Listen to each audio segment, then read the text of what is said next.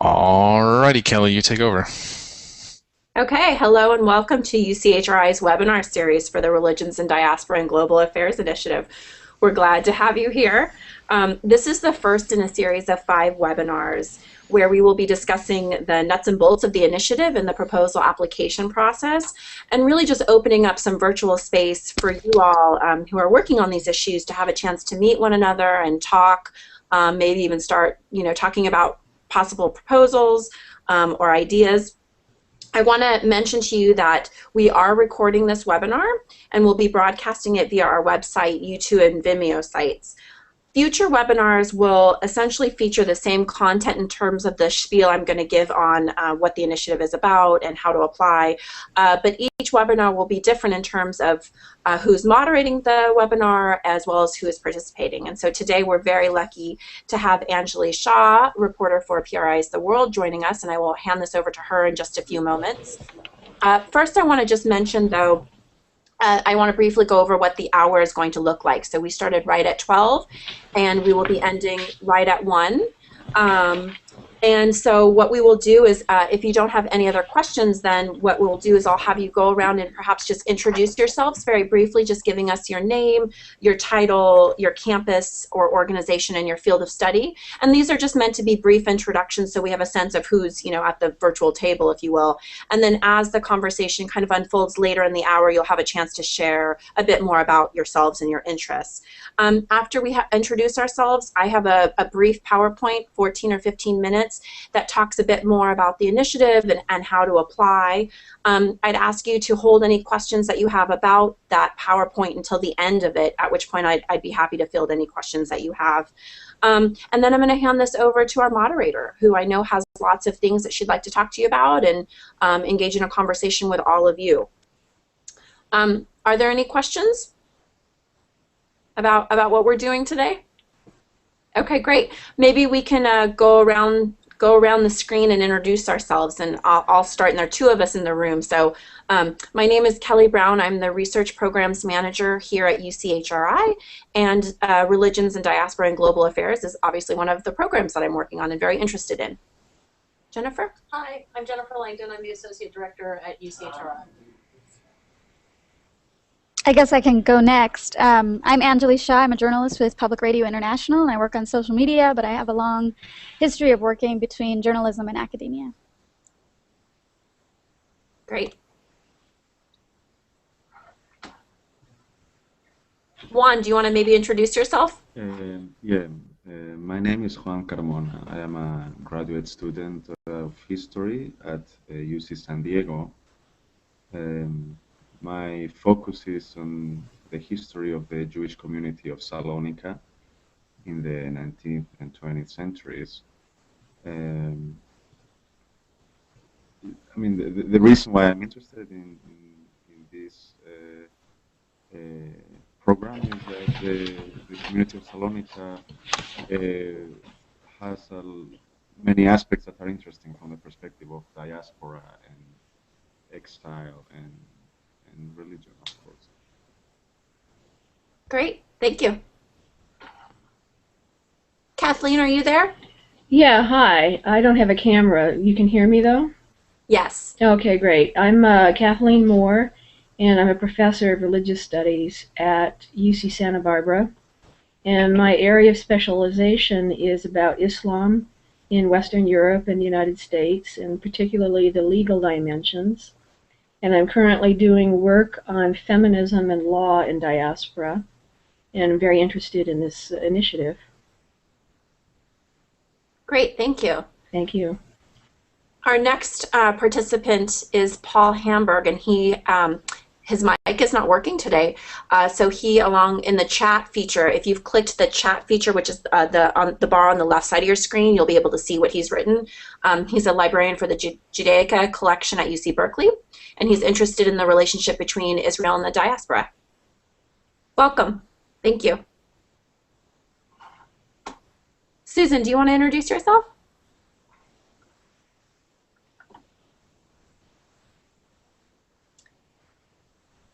But we can't hear you.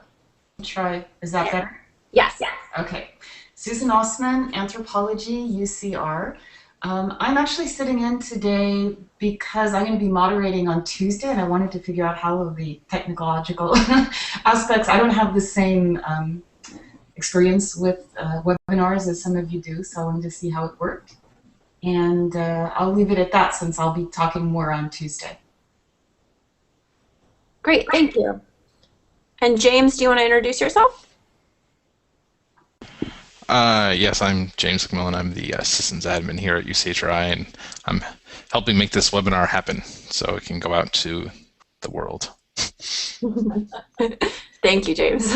So there are a few of us assembled here. I expect other people will be logging in or viewing perhaps, and we'll welcome them as they log in.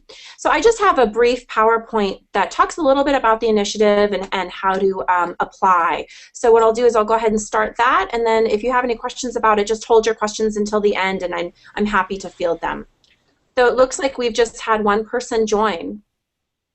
Do you want to introduce yourself? You come up as Baby Elvis, so I don't know.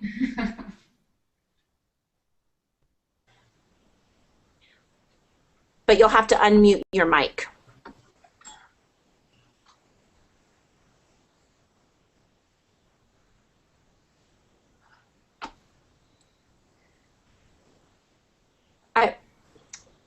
We're not hearing you, but maybe Paul, if you want to introduce yourself, and then we'll go back.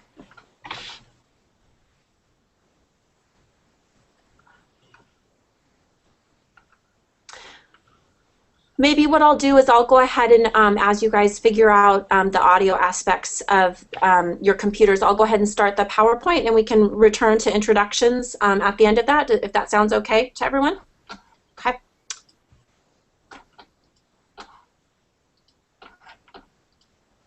Okay, so this is the Religions in Diaspora and Global Affairs Initiative, today hosted by Anjali Shah. The Religions in Diaspora and Global Affairs Initiative is a 3-year grant run by UCHRI to look at how issues like globalization and immigration have changed the religious landscape of the United States, and California in particular. Issues like increased global migration, the erosion of the welfare state, and the rise of new media and its adoption by different religious groups are all components that we're interested in exploring with the grant. We've been funded a grant from the Luce Foundation that will fund 3 humanities studios to work over the next 2 years. So right now we're in year 1, which is a planning year for us at UCHRI, and we've assembled a working group to provide leadership on the topic overall, and they met in the fall quarter here at UCHRI to have a conversation about what these studios might look like. As you know, we're conducting a webinar series where we're going to discuss the proposal process and connect scholars and journalists with one another. And we hope that that the webinar series will lead to some interesting collaborations.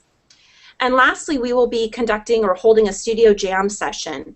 And this is something that we want to do to further support collaboration, to help assist people with proposal development, and to bring people into more sustained conversations with one another.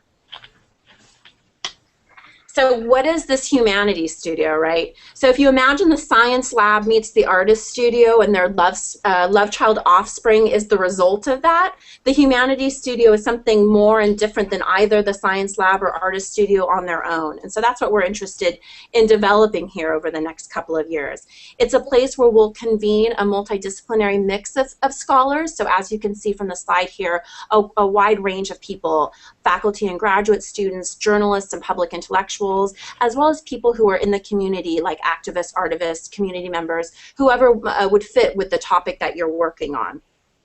So I have here a hypothetical model of what a humanities studio group might look like. And there is a core group of participants that we expect to see in the proposals. And it's comprised of one professor who will serve as the PI or the leader of the proposal, a graduate student, an international scholar, and a journalist. And we're defining journalists very broadly so that you can decide who you would like to include in your lab. And then you can include, we hope that people will include additional members as it makes sense in terms of the topic. And as you see here, it's a range of other professors, people who are connected to the communities, religious leaders, community artists, etc. And the reason that I have this hypothetical model is only to show a couple, well, I want to show a couple of things. First, it's important that there is a range of faculty involved. So as you can see from this hypothetical model, there are professors as well as associate professors involved in the lab. We're also looking for a range of campuses, so that ideally you would have at least 3 different UC campuses represented at some point in the lab over the next 2 years. And we also are looking for a range of disciplines. So as you can see, this one involves people from literature and sociology, music and anthropology. So it's truly a kind of multidisciplinary mix of people working on this. And lastly, the group would include connections to the communities. And here's where, I was thinking a religious leader or a community artist, someone like that. So there are a range of ways to get other people involved in these projects, though, that go beyond involving, faculty members, journalists, et cetera. And something that you might want to think about in developing proposals is the way that you can get undergraduates, involved in creative ways. And so, through elements like independent studies, courses, and community-based projects, especially those occurring during the summer months, there's some interesting ways that you might be able to have undergraduates work on topics that are related to your lab or your studio, outside of the core group of people that you have assembled. Likewise, you might think about involving faculty and graduate students through working groups or seminars that have some interesting crossover with what you're doing in the studio. So one requirement for the humanities studio is that each research group, each studio, must produce a public translation component, something that is suitable for digital dissemination. And there are many examples of this. You might think about what kind of oral history projects you've encountered, performances, community media projects, etc. But essentially a project that helps illuminate the group's research regarding foundational questions. And I want to say that there are many different examples of humanities studios and labs out there, and as you're developing your proposal, I invite you to search and to see what people are doing. I just have one example that I would like to share with you, and it's the Haiti lab at Duke University. And they have a lot of really interesting projects that they've been working on, one of which is a collaboration that they did with an artist, where an artist was collaborating with graduate students, faculty members, to create these pretty amazing works of art. So this one is called Haiti, History Embedded in Amber. And you can see here they have a really nice digital platform for the collaborative project that they worked with this artist on. So I'll just click on an example of one of the pieces that they created.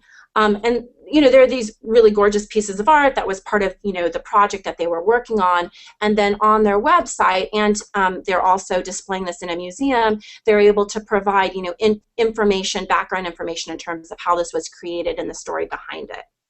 And so I don't want to spend too much time looking at this, though there is a lot to explore here in the Haiti lab, but just invite you to look at other examples for inspiration in terms of what people are doing in terms of digital components. We at UCHRI, we sincerely like collaboration, and so it's built into many of the aspects of this humanities studio project. One of the ways is that we will be hosting a global symposium in the fall, where we bring select members from each of the studios to UCHRI to have conversations with invited global scholars about issues. And this will be an opportunity for the studios to not only work with one another, but with other people. There will be an intensive residency that happens as well, so again, more opportunities for collaboration. And we would imagine that throughout the 2-year studio, that there will be many shared webinars and wikis, as well as utilizing social media for connecting projects with one another. We recognize that this proposal has many, many moving parts, hence the reason for the webinar. The first component of the actual proposal process is the narrative. And this is a section where the groups will be able to identify the theme around which the group is coming together with a set of foundational questions or problematics that they hope to explore throughout the 2-year studio. The narrative will include a work plan, and in this work plan, we want people to identify what the research team will do within the first 6 months of the project, and how they anticipate that this work in the first 6 months will lead to future work. And I want to just stop and mention that this initiative is about experimentation and collaboration, both of which can lead to unpredictable outcomes, right? We acknowledge this, and hence the reason we want essentially 6 months planning in terms of what the group will be working on. We also want in the narrative the group to suggest possible projects that will be outcomes of the research. So this is where the digital component comes in. So what is the product that the studio hopes to create? And explain how this project helps illuminates the group's foundational questions or problematics. So the second component is participants. We want you to ID the core team, and the core team is the faculty PI, the graduate participant, the journalist, and the global scholar. And we'd also like to have a sense of additional participants. And this is where we're okay if you have a proposed list of people who you would imagine the group might want to work with at some point in the future. But as you create this list of additional participants, it would be helpful to know how do each of these individuals contribute to the group's stated aim. So, you know, if you're going to bring, you know, X to the table, what does she contribute in terms of what kind of scholarship has she done, what kind of connections does she have with the community, what's her experience, etc. All right, the third component of this proposal is the budget. And in the budget, we just want to see an itemized estimate for all of the research components. And these are fairly standard in terms of, you know, traditional budget categories, travel, meetings, archival work, things like that. I just want to point out that the website production and maintenance producer, something to think about as you're creating a budget for these humanities studio is as you're coming up with the digital component, the public-facing product, right, that you're going to share with publics, it's important to think about, so what does it take to move a project from the idea stage to the end, the end product, be it a website or a digital mapping feature or something like that. Do you have the expertise within your core group to do this? And if not, who would you need to consult with or hire in order to make this happen? And so that's something that we want to see reflected in the budget as well. A few budget caveats, because of course there are always, this is the fine print. And I should say that all of this information is in the proposal online, which we will visit in just a moment. But when you're doing your budget, if your dean's office allows for administration costs, you can include a 10% line item for indirect costs in the budget. And so this is where the 10% admin cost will go directly to the administrative unit on your campus that is administering the grant. Secondly, any RA or GSR costs, so including graduate student researchers, should be limited to no more than 35% of the total budget. However, if you decide to charge for 10% administrative costs, RA and GSR costs cannot exceed 25%. So I know this is the kind of the nitty-gritty of the budget, but something to keep in mind as you're developing budgets. Something else, there are some special conditions for journalists and international scholars that's important to know. First, journalists will receive a stipend of $7,000 for over 2 years for their participation in your studio, and UCHRI will pay journalists directly. So it is not necessary in individual proposal budgets that they include a line item for involving journalists. This is something that will be paid directly by UCHRI. Secondly, UCHRI will also pay for reasonable travel costs for your global scholar and your journalist to attend the global symposium and the intensive residency in the fall. So this is something that you also don't need to account for in your budget. What I would say though is as you're putting together your budget and you think about, okay, you've brought your international scholar from Israel over here, how might you use their time here in a different way? So if you want to perhaps bring them up to another campus to spend another few weeks working with your core group, those would be costs that you would want to make sure end up in the budget. Okay, this is really just the beginning of information overload, right? There is much more information on our site, and I want to just take you there for a moment. So hopefully some of you have visited our site already. There's quite a bit of information. I just want to point out a few areas. First is the funding. This is where you can find the Humanities Studio proposal, which has all of the information I'm talking about here and much, much more. There's also a call for letters of interest. We are holding a Humanities Studio Jam in February, and I'll talk about this in a minute. In order to attend the Humanities Studio Jam, you need to submit a letter of interest. So this is something to check out if after sitting in on a webinar you decide you might want to get involved. You'll need to submit a letter of interest via FAST apps. So this is something else in funding. FAST apps is how we accept any proposals. I want to also point out that we have a very exciting and growing virtual network. Many of whom are here today. So people have provided information about themselves and contact information so that if you're interested in putting together a proposal, but you might want to connect with a few other people, you can cruise our site and see who else is out there. I'd also just like to point out that we have the cloud tag that lists people according to their particular interests. So let's say you're interested in issues surrounding Africa, you can click on that and see who is listed. And lastly, the Jam Session tab. We are finalizing the agenda for the Jam Session. So this page will be updated very, very soon, and you can learn who's coming to the Jam Session, what we're going to do, things like that.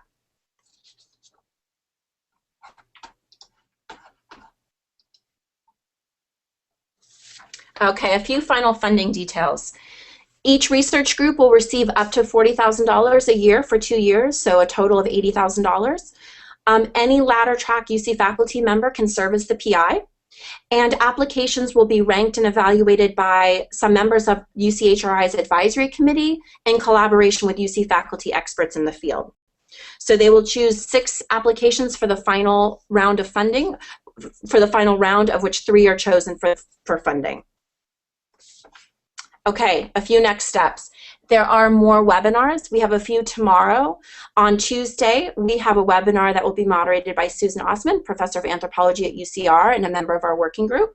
On Wednesday, we have another webinar moderated by Jennifer Hughes, Associate Professor of History at UCR, a member of the working group.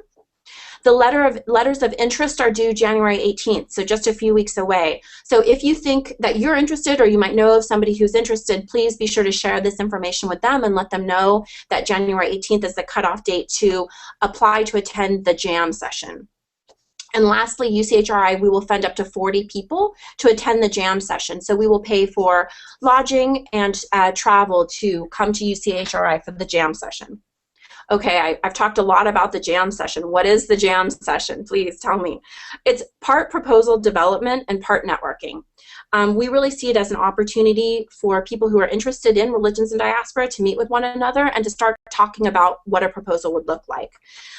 We will have a proposal development workshop that is specifically geared towards this grant opportunity, so towards successfully applying for the Humanities Studio grant. We will have a panel of community media representatives and digital humanities scholars talking about, working with various publics, producing some cool digital products, what's happening out there. So these will be people who can kind of talk about what the lay of the land looks like and some things to keep in mind. We're going to have a speed dating opportunity for people who are there to meet one another in terms of around their interest in Radaga, I should say. So, let's say you're a sole person who's interested in working on a proposal, but you don't have a team. This would be a great place to kind of meet people. Likewise, if you already are coming and you have a core group of people who you are going to work with but are interested in maybe expanding it or just thinking about collaboration, we'll have the speed dating networking kind of opportunity for you. And lastly, we're going to have a concluding talk that's interactive between participants at the Studio Jam and leaders in the field who are working on these issues. So a chance to kind of talk about, the meat, if you will, what drives you in terms of this work. So we think it's going to be fun, and we hope you'll join us. And here's the timeline. So it's a fairly fast timeline. Proposals for the Humanities Studio are due in April. We will notify people of awards in May, and then in fall we will bring the funded research teams to UCHRI for the global symposium and for the intensive residency.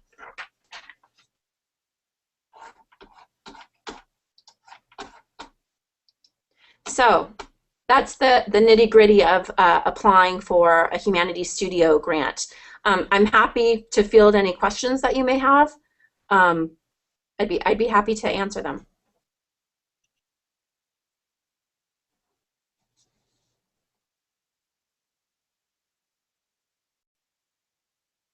Okay.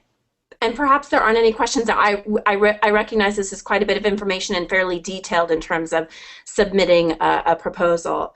So maybe what I'll do is I'll hand the webinar over to Anjali, who is our moderator for today. And Ms. Shaw is the social media manager at PRI. And she has reported on many issues, including immigration, religion, global health, and many, many others. I'd also add that she's a very valued member of our working group, and we're glad to have her here moderating. Well, thank you so much. I'm really excited about the projects that you guys end up funding, mostly because as a journalist, anytime I get to work with scholars, I find it to be an extremely fruitful relationship. Can everybody hear me okay? I just want to make sure my mic's all right. Okay. Yes.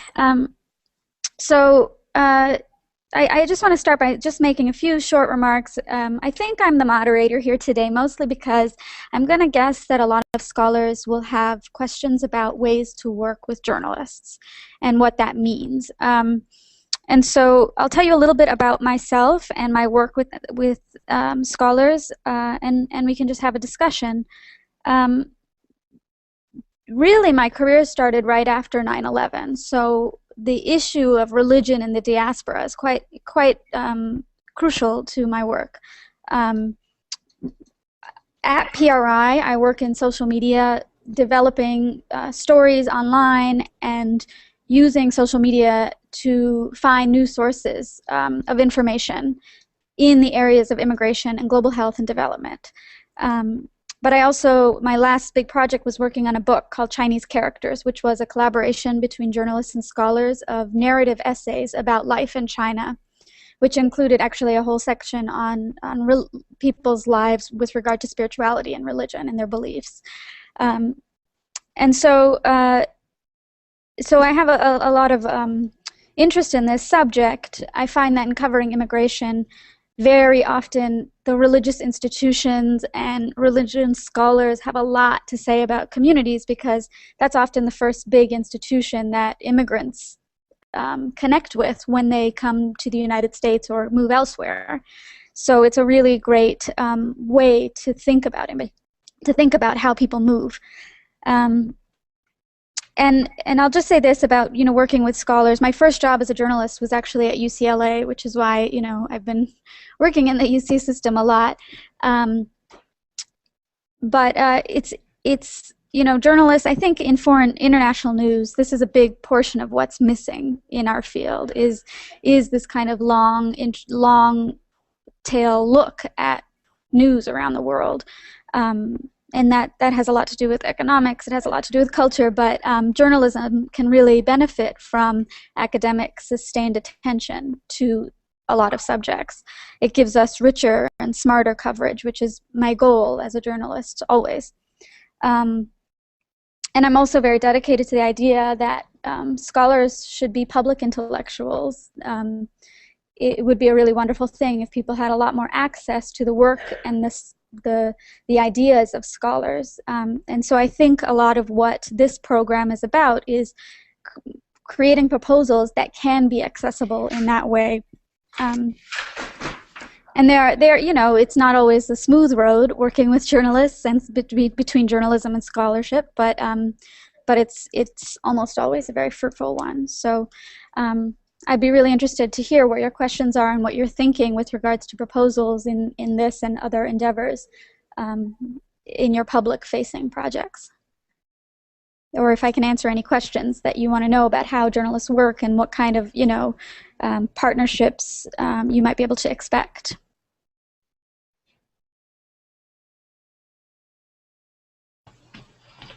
Hi, I'm sorry, I'll start. I'm Kathleen Moore, and I'm curious to know what is it that appeals to journalists if we were to try to collaborate? I don't think I've ever done that except for the journalist contacting me for a story.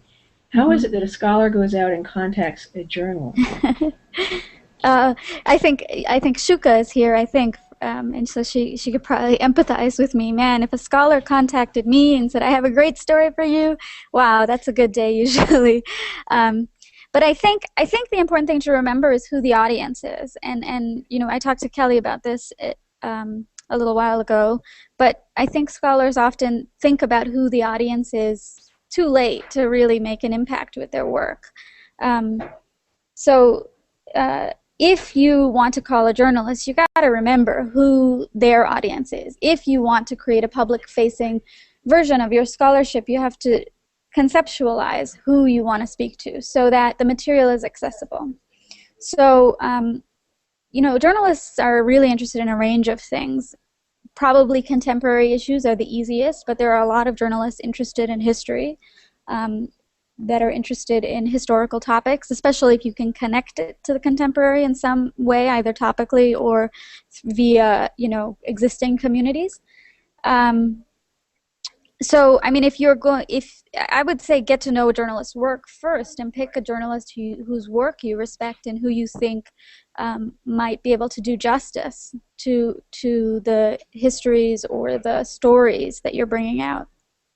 I'm not sure if that answers your question. Did you have did you want a more technical answer, or is this like a No, that was great. theoretical? It's the conceptual. It was just Okay. basically how to frame it, how to begin the conversation. So thanks. That's very helpful. Yeah, I'm glad. Shuka, I don't know if you're still there. If you have anything to add, you can type it in and I'll read it out. But for me, you know, and also probably it's good to be aware that, you know, journalists take in a lot of information and then actually use a very small amount of it. So I think a lot of scholars get quite bent up when they talk to a journalist for 2 hours and then they end up on the radio or in like one paragraph in an article or on the radio for 5 seconds. That rankles a lot of scholars, I know. But again, it's that question of audience, right? We have to really, you know, pare it down. People don't have much time. We got to tell the story as effectively as we can for who our audience is. And it's also good to know that that long conversation affects editorial decisions, not just that one single story. So we do use everything in terms of how we think about stories, even if we don't use your exact quote every part of what you tell us.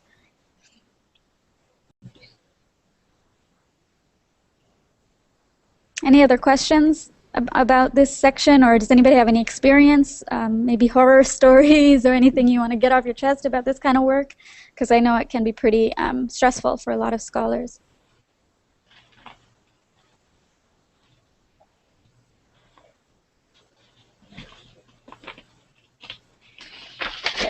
I don't want to dominate the questions. No, please do. I just wonder, you know, going back to the PowerPoint, there was a reference to the end product. You know, what is the work product going to be? How are we going to produce a publication that could be digitized and sent out there? Can you give me some examples of what you think an ideal work product would be from this 6-month studio? Well, you know, I mean, for me, obviously the ideal product is a really great story that is accessible by a general audience. This is the world that I work in most of the time. But I think more important than deciding what a great product would be is deciding who your audience is. So, for example, I've seen a lot of digital scholarship that happens, but it's really only makes sense if you're in a classroom and somebody's introduced you to this as a learning tool. Whereas with just a little bit of extra effort, it could be a learning tool for people who aren't in the classroom. So I think that kind of conceptualization of who you're trying to speak to is really important. The other thing that I find that scholars do very often in their digital product is bury the lead, and that's a newsroom term, but it basically means that there's this really interesting, juicy tidbit that's going to draw somebody in and get them to the heart of the issue before they crack into all the details. But it's just buried either in a website or in a paper or in in the material. So it's not up front. It's not how they're starting the journey of somebody who's visiting their site or their product. So I would definitely urge you to think about what material will grab people initially. And then the other thing that needs to be built in early on for a digital product, for an online learning experience or an online storytelling experience, is a plan for distribution. So nothing makes me sadder when a scholar or a university does this really cool thing and 10 people see it. It makes me quite sad. So, building either social network or a community online or even just collecting emails of people, or giving journalists ways to write from that content. Just getting it out there needs to be a part of the plan from the very beginning, because you can build the most beautiful thing in the world, but if you don't tell people about it or don't have ways to tell people about it, you're not going to get the bang for your buck and the learning potential that your product probably deserves. I'm trying to think if I have any awesome examples, and I'm a little bit I can't really think of one right now, but I'll keep chewing on it. Thanks. Kathleen, I'd also encourage you at the jam session. We're going to have some people who are working in digital humanities across the UC talking, and they're wealth of information in terms of ways to kind of think about doing products that reach to a variety of publics. And so I think that'll be interesting information. Okay, thanks. I have a question for you, Angeli. So let's say that Yes. I've identified maybe even a few journalists that I'm interested in working with, maybe some major news, media outlet people, as well as maybe a community journalist. How do I sell this program to them? I mean, you're very busy, right? And you're kind of working on on things really rapidly. So I know I have a $7,000 stipend from UCHRI that I can dangle out there. How else do I go about selling this, if you will? I mean, both in terms of what should I mention and how should I go about getting you involved, right? Getting you interested. I think it depends, really. I think one of the really key things is going to be to be clear about what you want, right? So you could hire a freelance journalist as a contractor, maybe, and that could be more of a consultant role, which is different than trying to hire somebody out of PRI or the New York Times and saying, we want you to actually create content or even edit content for us. That, we talked about this a little bit before, but, journalists also have ethical boundaries. It's really important that we maintain independence. So, for example, even using the term embedded journalist, that comes with a lot of baggage for journalists. What does that mean for our editorial independence? But most journalists, if you're saying, for example, Chinese Characters is a co-edited project between me and a UCI historian, Jeff Wasserstrom. There's no problem with me to work on a book with a journalist. Similarly, you could say, there's no problem in working on a storytelling project with a group of scholars to help them tell their stories. That's not a problem, as long as everybody understands what the goals are and where the lines are. If you approach a journalist just because you want to buy their access to their major news outlet or their network, then I think you'll have some trouble getting people on board with your project. Because that's not for sale, frankly. Does that make sense? Yeah, absolutely. Okay. And actually, I just thought of one thing, too, that might be useful, is that I think a lot of university projects tend to be quite static, meaning they design this big, beautiful website, and then that website doesn't change over time. There is a tendency to want, especially in scholarship, to want everything to be absolutely perfect, the way you would go through a journal editing process, for example. But on the web, I think it's really important to understand that dynamic sites that can update and change and adjust and roll content out over time tend to do a lot better traffic-wise and bring people back, because most people are not going to be able to consume the entirety of your scholarly project in one sitting. And if you don't have a reason for them to come back, they're just going to consume whatever small portion they have time for that day and then move on. So I'm going to put a link here. I used to contribute sometimes. This is Jeff Wasserstrom's project, The China Beat, which is a scholarly journalism blog about China that is now not running anymore. But I thought it was a really good example of collaboration, and it was really simple. It was just a blog, but it went, every post is relatively short. A lot of them have a little bit of a news hook, and it was very readable for a lot of people. I think you guys can probably do something with a few more bells and whistles or media, but I think it's a really good example of something that had a lot of impact. I mean, certainly China reporters read that blog quite religiously. Great, thank you. Sure. Could I say a word? This is Susan. Can you hear me? Yeah. I was just thinking as you were talking about audiences, about the process of putting these grants together and how actually thinking more carefully about who these audiences are could make many of these proposals even stronger. Because we're talking about these, quote, communities all of the time, and who are these communities? Who is our audience? It's not only in the end product, but I think even right now as people are thinking about structuring their proposal, it will actually help us to be clearer about what we're trying to do. Right, right. So, scholars will have their scholarly goals, their audience is the academy, but it sounds like this program, really you need to have another audience in mind, whether it's students or, Jewish community in another country, or, maybe people who speak a different language than English. These things have to be built in from the beginning. They can't be tacked on at the end, because you won't be able to have an audience at the end if you don't build it up as you go. And also I find that if you start that process from the beginning, it will also enrich your scholarship the way it enriches journalists' reporting work. When you start that kind of project of getting to know people in a community that you want to reach early on. Right. Well, and also that notion of community and participation, some of the research on that is sort of naive and it's nice, but that doesn't necessarily reach the people we have to reach, who may not be the, quote, community and may have no experience of immigration. Those might be precisely the ones that this project is aimed at. Right, right. And that's where storytelling becomes really important, because, if there's something that that you have never heard of before, you don't feel has anything to do with your life, what brings you in? It's a great story, right? Something that brings out something you can relate to. I don't know if you guys have examples of projects that you really like. I'd love to see that as well. And if there's something specific that you're researching that you want to talk through, like how you would conceptualize a community or an audience, I'd love to hear it too, mostly because I'm a reporter and I like to hear that kind of stuff.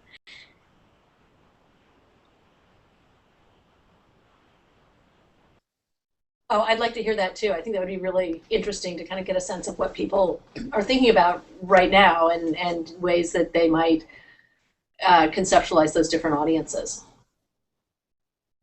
If anybody cares to share? Throw it out. Throw it out there.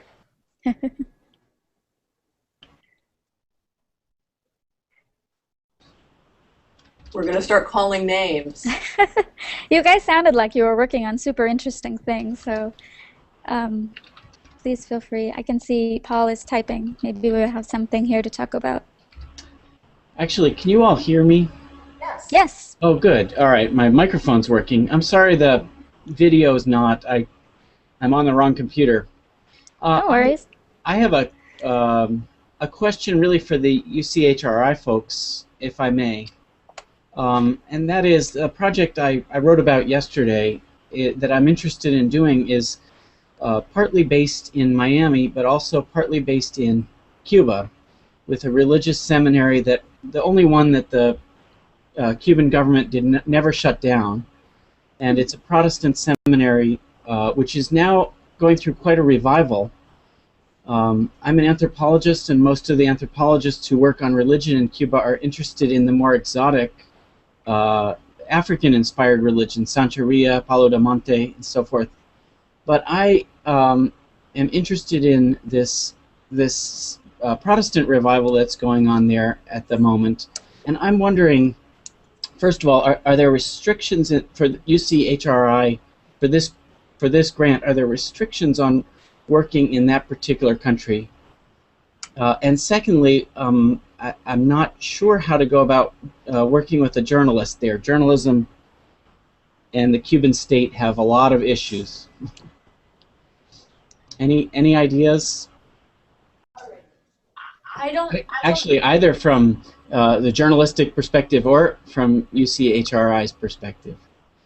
Yeah, maybe Angelique can talk about the, working with either a journalist there or a journalist in the U.S., right, who works on those issues. In terms of restrictions on, working in Cuba, none that we're aware of. I mean, I don't. I think that would be a very appropriate project. Okay. Yeah, no, it sounds interesting. Okay. and as far as journalists go, I think that you probably know, there's a lot of journalists in Miami, particularly, who are covering Cuba quite well, actually, and who are very interested in those stories. And there are journalists who have built networks into Cuba, whether covertly or not, to cover that country. So, I think you can find domestic journalists, if not Cuban journalists. The other thing you might consider is a different approach would be something like Global Voices. So you could find bloggers on Cuba instead, so that it's a little bit less official. They don't need a journalist visa or anything like that. And that might be a way to go, because my understanding, and you can correct me if I'm wrong, Kelly, please, is that journalist is really just a stand-in for a term for somebody who knows about storytelling and media. Which is, not necessarily a codified, journalist. Right. There are state journalists in Cuba who are authorized, but a lot of independent journalists, when the state catches them, they are kicked out and never welcomed back, which is not something I would want to be associated with. Right. I mean, and that's that's always the danger with a public-facing project in a country that's very repressive with its information. So, I mean, I think even for you as a scholar, if you work on Cuba, if you do something publicly, you run the risk of not being able to re-enter the country. Yeah, of course, that's true. So, and I think if there's a Cuban blogger or writer or somebody, they understand those risks too, and you can work it out with them, what's worth it and what's not. I guess it depends on the stakes of the project. Right. But yeah, blogger is definitely a good way to go, and I'm pretty sure you could work with a blogger without necessarily even naming them wholly, if that is what needs to happen. Well, they are also the same sort of rule of thumb applies. The state is eager to keep track of who's doing what, and the bloggers who are pro-revolutionary are permitted to operate. The other ones are monitored to an inch of their life. But I can figure that out. I'm just more interested in what the ethics on the journalistic side would be, and also the practicalities on UCHRI's side. Yeah, I would highly recommend Global Voices, though, as an organization to kind of start looking at. Great. Maybe the solution is a networked approach. So you're hiring a Global Voices editor who is culling for Cuban bloggers material, instead of an actual, because it's a little bit harder to pin down and punish a network than it is an individual. I mean, that might, depending on where your project goes, that might be a solution if you run into a wall. Okay.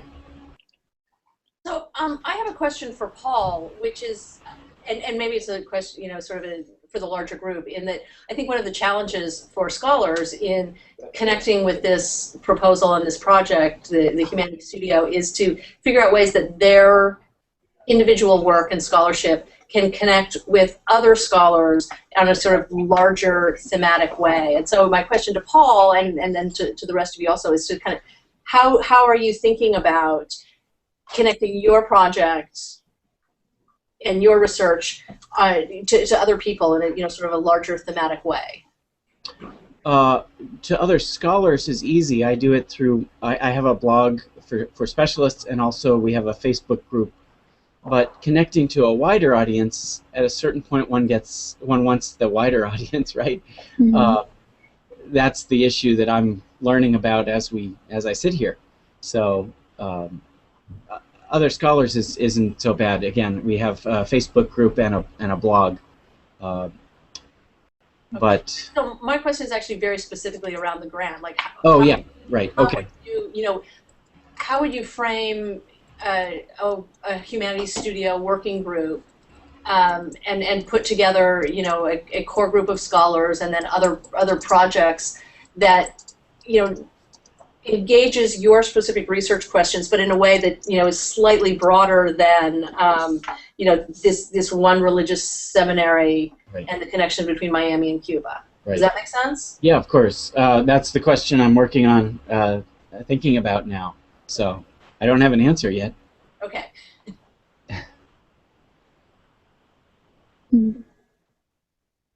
Yeah, I think that's a really interesting question, because even for us as journalists, particularly working in social media, we're always trying to find ways to connect these very specific stories to a broader conversation, because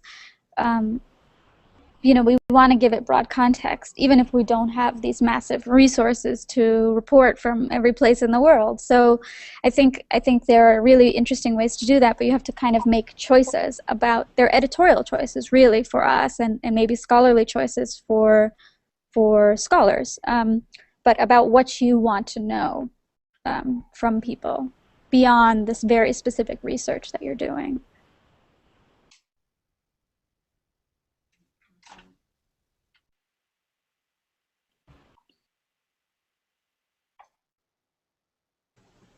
In terms of that last comment you made, this is sort of you're putting your finger on something that's confusing to me about the project, is that once we've defined an audience and we have our core team and the additional scholars that we're going to have in the studio, is this, you said before something about static versus dynamic. Mm-hmm. So far, it seems to me like the direction of information is flowing from the core team out to an audience that we're going to deliver a product to. But do you conceptualize this as being there's some feedback loop? You were saying we're getting all these other voices.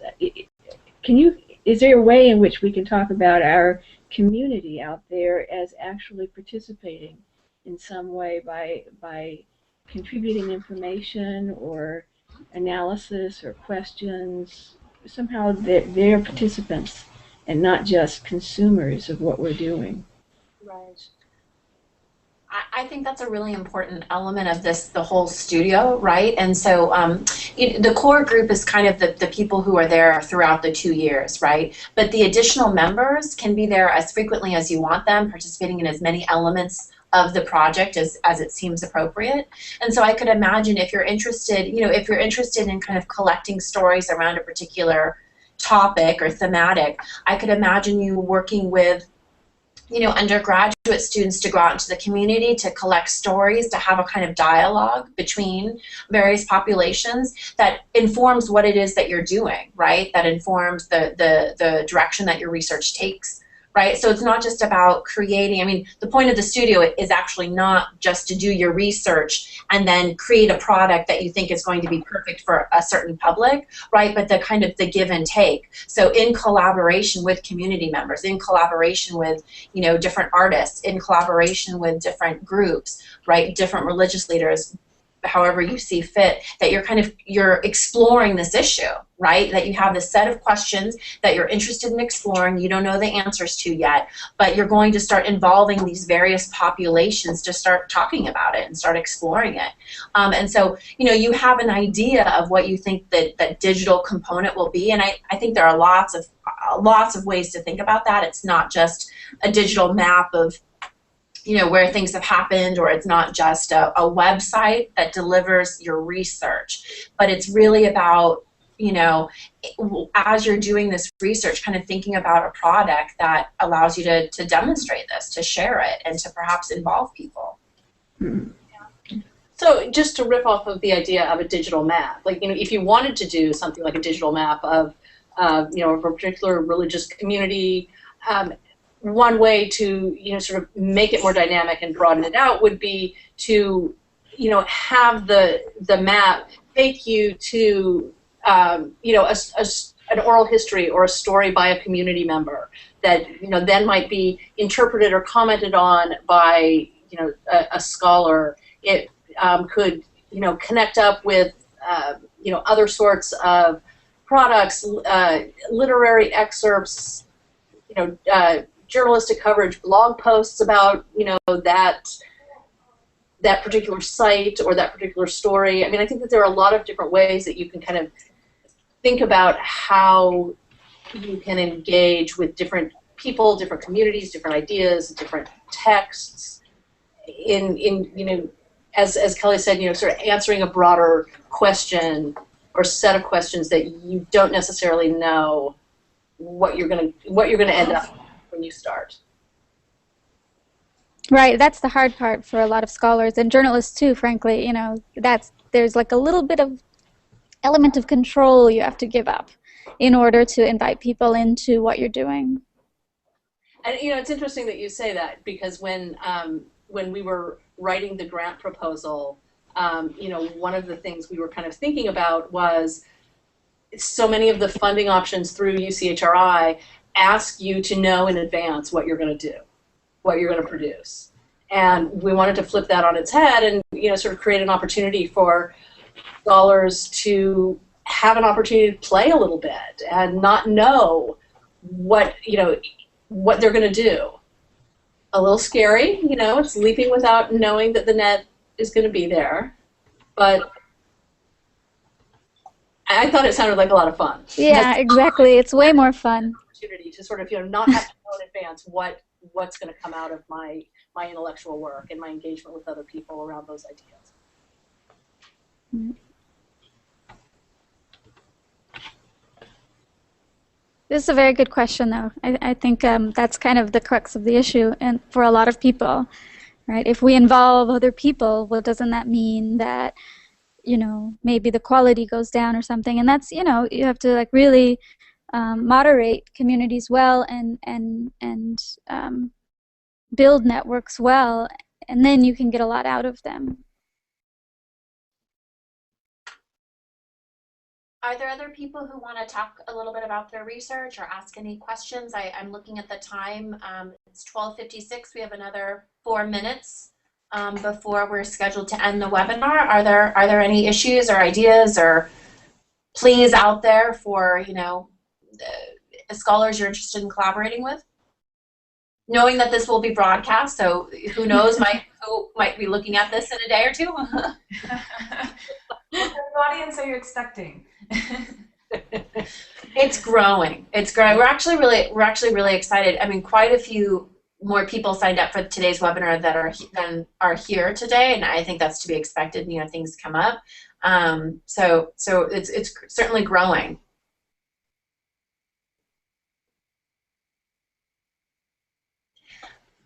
Any other thoughts? Well, you might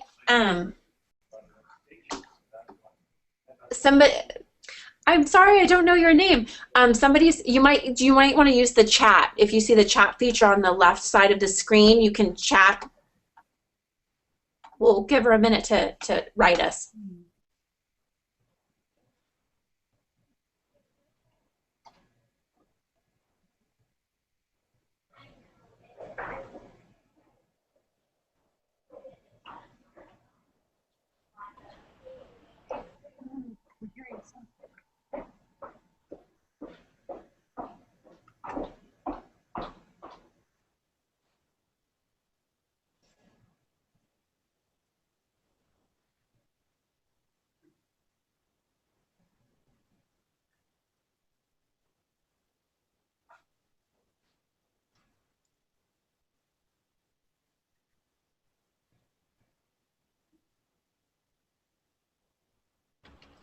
Maybe while she's typing, I'll go ahead and ask you to please share this with your colleagues, anyone who you think might be interested in the project.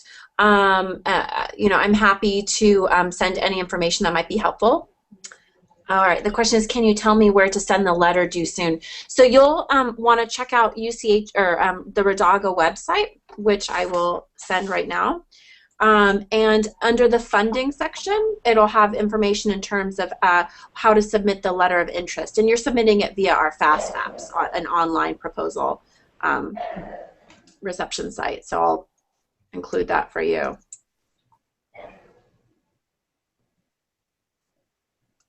Are there any other questions? I just wanted to say thank you very much. It's been very helpful to have this webinar to answer questions. Great. I'm glad. I'm glad. So we will be posting this on our website. So if you want to revisit your participation, you'll be able to do that. And we are having 2 webinars tomorrow, and then a webinar again on Tuesday and on Wednesday. And thank you so much, everybody. I just put my Twitter handle and my email address on the sidebar in the chat. please do feel free to shoot me a note, and I'll get back to you ASAP. I'm really excited about what you guys are doing, and I think it's good for the world. Cool. That's great. Thank you all so much. And if you have any other questions, I'll include my email too. Feel free to email me. Great. All right. Thanks. Thank you all. Nice to meet you all. Right. Thank you. Bye.